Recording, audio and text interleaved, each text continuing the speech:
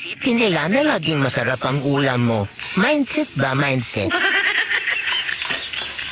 Tips para sabihin ng kapitbahay mo na laging masarap ang ulam nyo, kahit wala naman talaga kayong ulam. Mag-isa ng sibuyas at bawang araw-araw para maamoy ng kapitbahay. Para isipin nila na laging masarap ang ulam mo. Mindset ba mindset?